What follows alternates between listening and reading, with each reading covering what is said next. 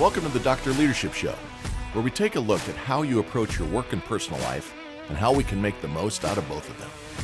A weekly get-together where we get real about self-improvement and development as we all make this not-so-easy journey through life. Our discussions will cover ideas and concepts from how to grow your career to how to lead your family towards prosperity and happiness. We don't pretend to know it all, and the doctor is the first to be vulnerable, discussing his own weaknesses, both past and present. This is about growing together and having some fun while we discuss what is happening in the crazy world we live in and how to make the most of it. Let's strive for awesome together. Let's get after it. Hey everybody, welcome to another edition of the Dr. Leadership Podcast. Hope you're having an awesome day. Hey, first week of the new year in the books. Hope you're still on that New Year's resolution kick. Remember, this coming Friday, the most common day, the second Friday of the new year, most common day of people stepping away from the goals they set. Don't let it happen to you. Stay focused. You got this. You can do it. I promise you. So hope you had a great new year. Man, I'll tell you what, some great football, some unbelievable football with blowouts. Ohio State brought out the friggin' hairbrush on the fanny of Oregon. Man, oh man. Great game. Good job, Big Ten. Big Ten has really done well this year. SEC and ACC, not so much. But it was great to see the games. My Hawkeyes lost, so I'm certainly not braggadocious on my own team. But, that's the life of a Hawkeye fan, just like the Cubbies. Just, next year. We're going to get them next week.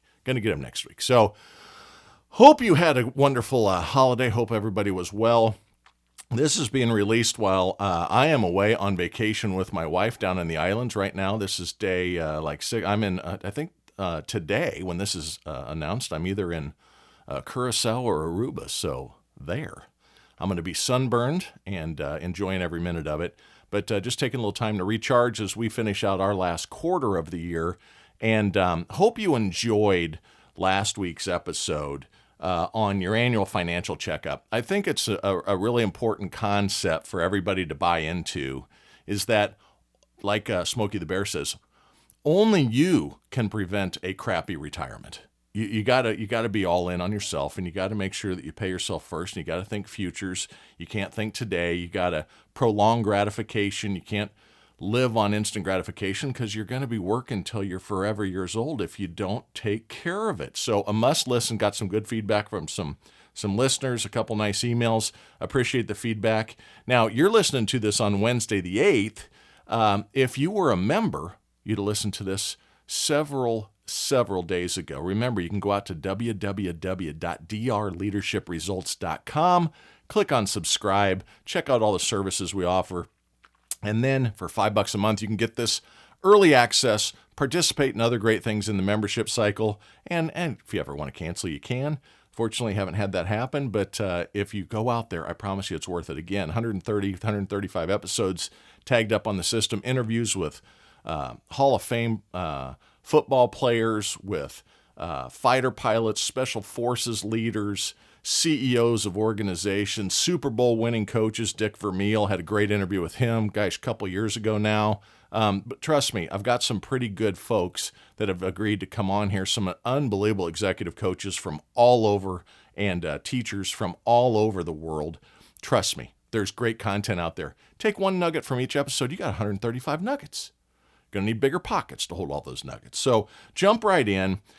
What I thought we'd do today, had an article really kind of inspire this one. So some of this content stolen with valor. All my good shtick is stolen. But looking back on last year, I thought it would be good to share this great article from Inc., I-N-C, period. Inc.com, can find it there. It's a periodical I read each month, and the article is by a guy named Sam Bloom and is called The Biggest Business Fails of 2024. So guess what the title of this episode is? Drum roll. The Biggest Business Fails of 2024.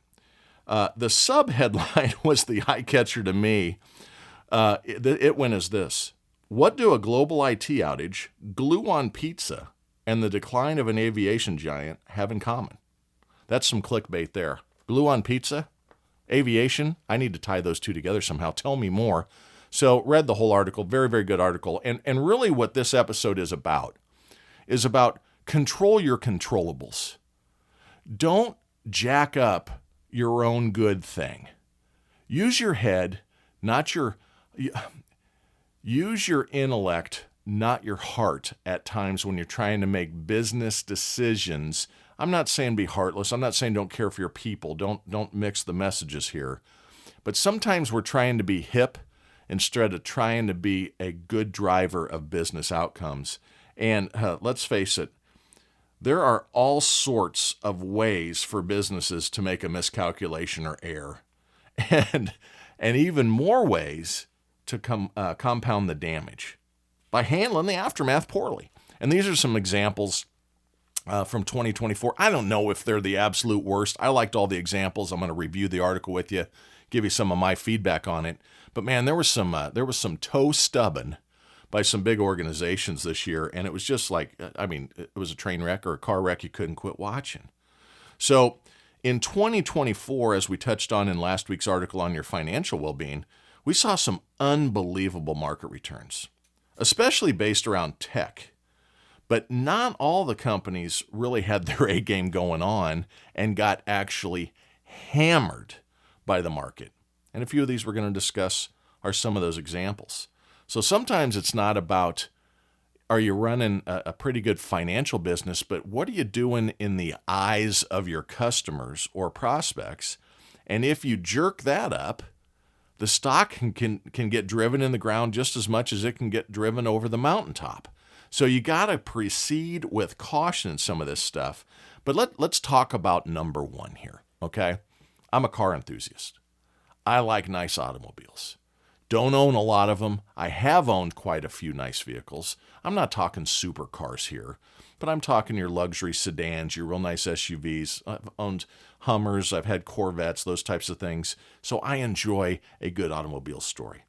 But one that just absolutely blew it was Jaguar's disastrous new EV launch.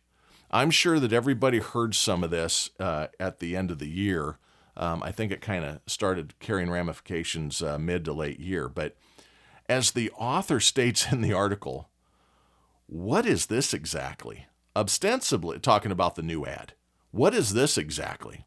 Ostensibly, it's a teaser for a new electric car manufactured by the oh-so-British luxury automaker Jaguar Land Rover, which, by the way, guess what? There's conglomeration going on in the auto business like no other. It's now owned by India's Tata Motors. But it looks more like a haute couture fashion shoot on the lunar surface drenched in LSD. That was the author's words on this. Let me repeat it. What is this ad? What is it exactly? It looks more like a haute couture fashion shoot on the lunar surface drenched in LSD. It doesn't matter how you spin that. I don't think that's good. So it is confusing since the ad, launched in mid-November, doesn't show a single car. Name the last car ad that didn't show the car. The excitement, the dust coming off of it, the hot rod taking a corner fast, the exhaust sounds going rumbly on an e-vehicle talking about design, etc. Didn't show any cars. It used words such as live vividly, copy nothing, delete ordinary, which, if you haven't paid attention, is totally woke focused, right? These are these fancy words that people are trying to be in the cool side, right? In the those that are acceptable side of this world we live in today. The problem is being totally woke focused like that and following up on everything that happened politically in the U.S. If it came out after the election results, the landslide away from woke and identity politics, and they still launched this thing. So what happened is it outraged the conservative community who wants to focus on things other than, as I said, identity or sexuality. I don't need androgynous, or I don't care who you love. I don't care who you sleep with. I don't care what you do in your own home. But what they don't get is you just keep lathering more in every aspect of everything we do, everything we see. And the conservative community wants to focus on other things. So nothing like, I'm going to use a strong word here, pissing off the most likely demographic to buy high-end luxury cars. Now, you could say that, conservatives aren't EV lovers. I beg to differ with that. I have lots of conservative friends that drive Teslas, lots of conservative friends that have electric pickup trucks, hybrids, etc. So it's not that. But the high-end dollars that these cars are going to be, let's face it, these cars are going to be $60, $80, $120, $150,000 vehicles. There's not a lot of friggin' gender study folks that can afford the loan they took out for $400,000 to get an education that pays $52,500. So why would they do this? Now, they didn't just do it. After the pushback, Jaguar played victim. What they said is, a blaze of intolerance has impacted us. But what it really is people are sick of everyone's sexuality everything being tied to a person's sexuality, identity, hot topics, right? Sometimes in the middle of a ball game when the car commercial comes on, we just want to see a truck.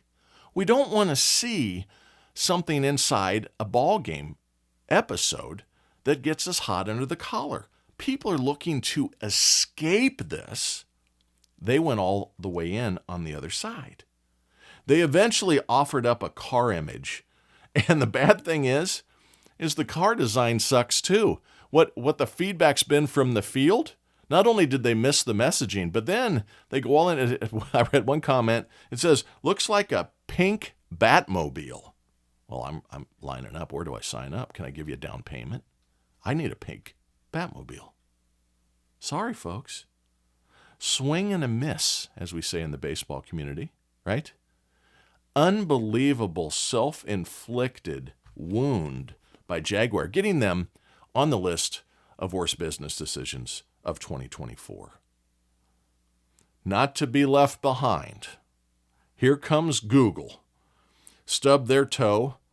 As the AI mania has taken off, Google launched a product or a solution when you search called AI reviews.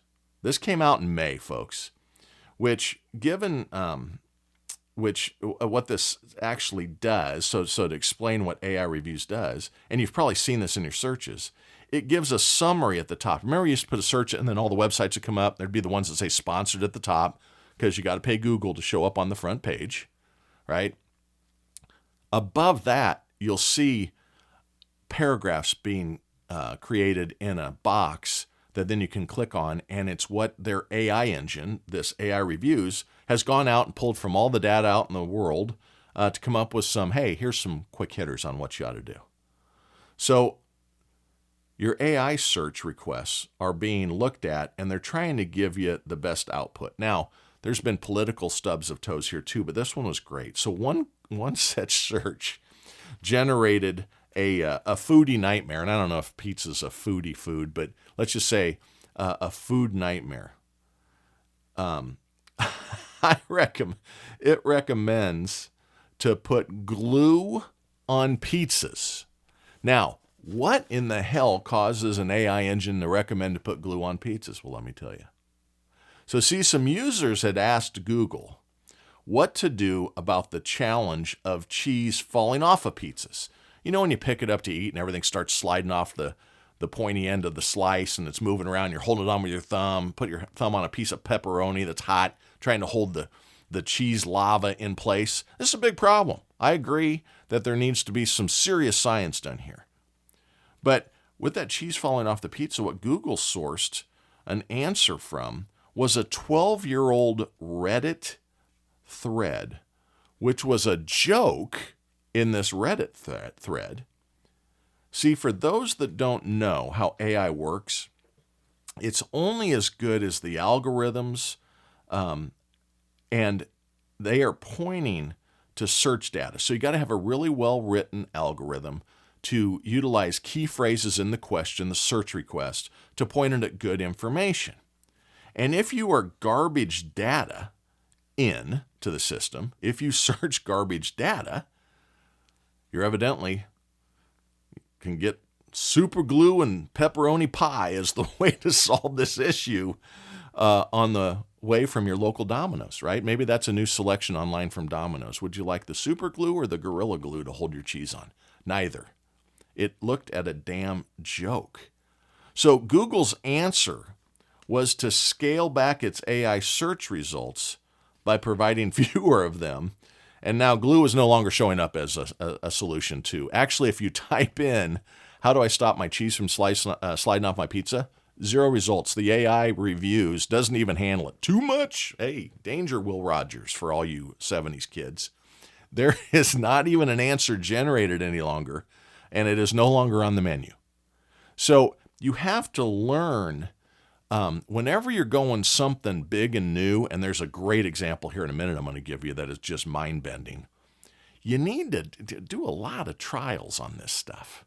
You need to do a lot of trial and error, test it, find the breaking point before you go out here, and certainly make sure that the algorithms, if you're AI-centric, are pointing at good information sources and are written with good if-then simple programming cues that are tied off of the right keywords. Otherwise, you get glue your pizza together, man. You know, I don't know if you can eat super glue or not, but I guarantee somebody probably tried it, and I'm sure there's a lawsuit going on. The next one everybody saw, and this company's been on a 4-year, 5-year, banging their head. Move the coffee table, man. You are hitting your toe every other day. This next one had Orville and Wilbur Wright of the infamous First in Flight crew rolling over in their graves. Yes, 2024 was the year that anything Boeing touched turned to complete proverbial shit. First, the back door of an airliner in flight blew off and landed in someone's backyard up in, I think it was Oregon, leading to all their new MAX jets, 737 MAX. And remember, they had a couple crashes in 18 and 19 that grounded them.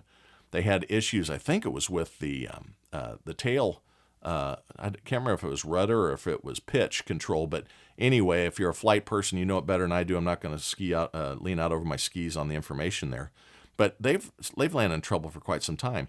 Then the doors start coming open as you're flying at 30,000 feet. Now, what that causes is instant depressurization, and you got to get down quick. So what people signed up for is a leisurely flight from Oregon or wherever to LA, cruising at a comfortable 30,000 feet with the temperature at 72 degrees. Suddenly got oxygen mask popping out in front of them, and they're in a nosedive like they're on the big ride at Six Flags of a roller coaster trying to get down below the oxygen deprivation level. Not a good thing. So all of the jets are grounded by the Federal Aviation Administration, and production halted until resolved. Now, each one of these planes is $350, $400 million. You halt deliveries, you put them on the ground, you impact future purchases by companies, which it caused them to lose orders, switching to Airbus and other providers, Embraer, so on, Bombardier. They had a huge financial impact happen here. So the Fed government released all their agency hands here, right? The FAA, we talked about, all sorts of other agencies to look at Boeing, and suddenly all sorts of quality control missteps, came to light. And on top of that, first of all, the door blows off. First of all, you had crashes. Then cats and dogs living together. And then doors are blowing off at 30,000 feet. Then they ground everything. Then they come up with this. Oh my God, we've looked into this by the federal government, and they've got all sorts of quality control missteps. And on top of that, 30,000 employees went on strike. Boeing seems to have gotten the message, and I cheer them on here. Sometimes you get going and things are so good, and amount of flights and all this is going on. People are traveling more. The world's a small place. You can get anywhere in 12 hours, 13 hours, coast to coast or around the world, halfway around the world. very quickly, the airline industry goes in these peaks and valleys. Well, they were in a big valley here from Boeing's standpoint. And what they have done to correct this, I applaud them for. They made a move. They got rid of the CEO, and they have appointed an engineered background new CEO in August. I'm flying, as this is being recorded, I'm flying tomorrow. My wife and I are heading out on a cruise, and as I said, I think I'm on Curacao today when you're listening to this, if you aren't a member. And I'm hoping for the best. I am on a Boeing flight tomorrow. I always look at the plane because then I know where to sit in the plane to be as comfortable as possible. My wife and I take off early tomorrow, and I'm hoping for the best. Remember, any flight that takes off and lands is successful. That's what I'm hoping for. Now, not to get all up in arms on the first three. This next one, how about the toys for your kids over Christmas? Hopefully it was a great, great Christmas. Santa was good to everybody. You got additional toys as parents. And a big player in this world is Mattel. So Mattel was not to be outdone by anybody as bad business decisions in 2024. This is a doozy. If you haven't heard this, so what they did is they launched a new toy around the release of this new movie, Wicked. I've seen the musical, haven't seen the movie. My wife's stepmother saw the movie. We went up and saw them over Christmas just for a day trip. She said it was outstanding. I'm sure it is. Adrian Grande, and then who plays the Wicked Witch? I can't come up with her name, but very, very good singers. I'm sure the special effects and the CGI is just amazing. But Mattel ties into this. Now, when you tie into movies like Toy Story and McDonald's gets a tie-in, or Burger King gets a toy in the kiddie meals, the Happy Meals and all that, it's hundreds of millions of dollars in opportunity. So Mattel made a collectible for the movie Wicked, a doll. And on the doll's package, they put a link to not the movie site, but a typo led kids to a porno site instead of the movie, which was at wickedmovie.com. I don't know. I'm not going to try to type it into Google. I'm not going to look. But all I know is, oops, Mattel. Now, a class action suit is in play because someone didn't proofread and test a hyperlink. I mean, this is an easy one, folks. Hey, we're going to go to production on $10 million for Wicked for the kids. We're going to print 10 million boxes. Somebody in marketing went through the proofing process. I'm in the printing business. Trust me, you don't print anything until everything's been looked at. The fonts match, the colors match, the links work, the packaging, the clear part to see the doll's face is in the right spot on the box. It closes. You test some things. They didn't proofread. They didn't test the link. Don't ever talk about to losses incurred for, not even to talk about, I should say, the losses for recalling hundreds of thousands of toys to be repackaged and sent back out. Just imagine that. Had to go to every major retailer, get them off the shelf. The kiddies are seeing more. A 4-year-old little girl, and this is sad, no joke, is now more educated on private parts than a drag queen-led library group that we all saw was a disaster in the last couple years too. The sexualization of our kids in this world is sick. It's deviancy. They don't need to know these things right away. They don't need to have graphic descriptions of acts in 5th grade, in 6th grade, in 10th grade. The maturity of a sophomore in high school hardly relegates it, except they can have big mishaps happen at that age. Let's just kind of keep that on the side. But wow, what a misstep there by Mattel. And I'm sure that she's the mother that started the class action suit. I'm sure that'll be settled out of court. There's no ifs, ands, or buts. You recalled the products. You admit to the problem. So number 3 of the big goof-ups of 2024. Or number 4, excuse me. Lastly, I don't want you to forget about that wonderful thing called CrowdStrike. They're a cybersecurity company, and they now claim the title to the most catastrophic software glitch in history. Yes, true statement. See, what they did is, so they do cybersecurity on Microsoft Office Microsoft operating systems, not Office, excuse me, Microsoft operating systems. And they launched an update to their security software to protect Microsoft operating system customers.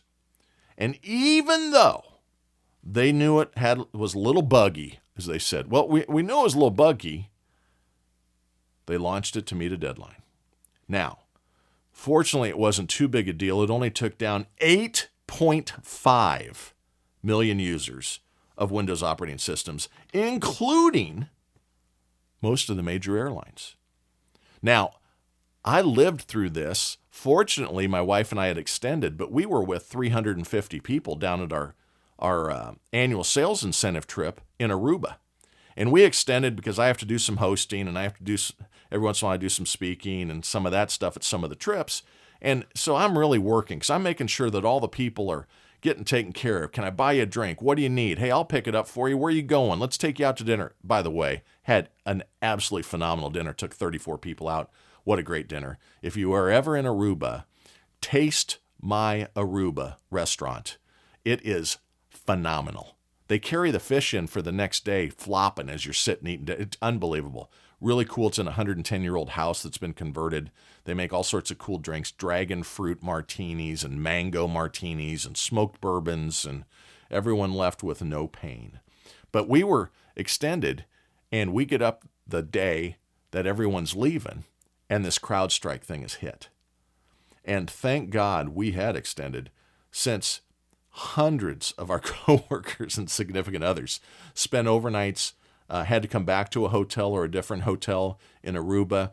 They maybe got when you fly in from Aruba, a lot of people go through Miami and Newark, Chicago, Houston, getting to the West Coast. You got to stop somewhere that's that's got, what am I trying to say here? To go through security to come back into the country, right? I'm drawing a complete blank on this.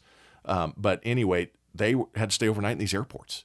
So CrowdStrike not only affected 8.5 million users of Windows, but affected millions of flyers in the early month of July, right after July 4th. I mean, it was just awful. So the net here, folks, when you think you're having a bad day, you didn't have a Mattel bad day. You didn't have a CrowdStrike bad day. We got to put it in proportion.